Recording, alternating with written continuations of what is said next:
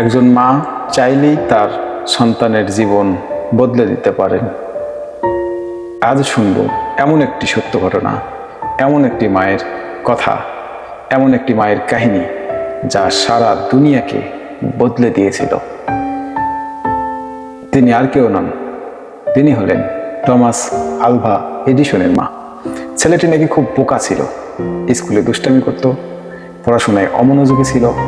এই অভিযোগে তার স্কুলে আর পড়া হয় নাই। কিন্তু মায়ের অক্লান্ত পরিশ্রম আর ধৈর্য এই শিশুটির জীবন পাল্টে দিয়েছিল। এই শিশুটি সারা দুনিয়াকে আলোকিত করেছিল। চলুন জেনে নেই টমাস আলভা এডিসন সম্পর্কে। অতি আদরের ছেলে এডিসন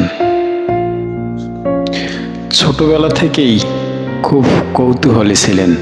তিনি ক্লাসে অনেক প্রশ্ন করতেন, বোকা বোকা কথা বলতেন, আর এখানে সেখানে শুরু করত সমস্যা।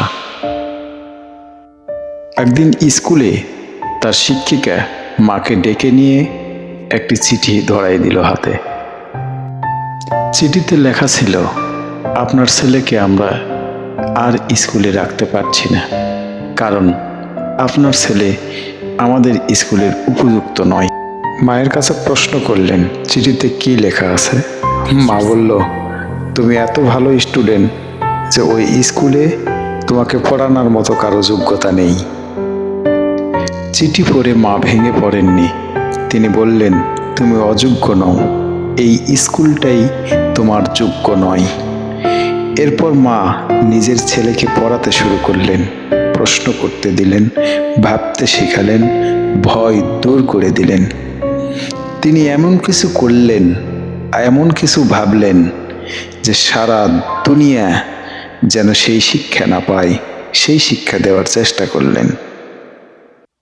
অনেক ধৈর্য, অনেক ত্যাগ আর অনেক সাহসিকতা নিয়ে এগিয়ে গেলেন তার মা।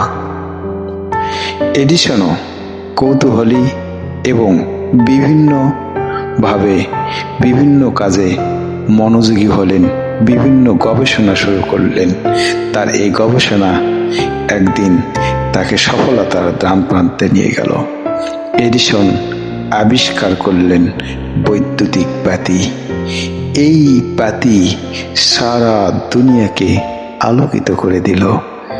আজ একটি মা তার সন্তানকে কি করতে পারে ভাবুন তো।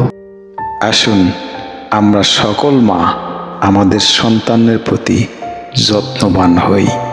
ধন্যবাদ। আমার ভিডিওটি ভালো লাগলে লাইক, কমেন্ট এবং সাবস্ক্রাইব করতে ভুলবেন না।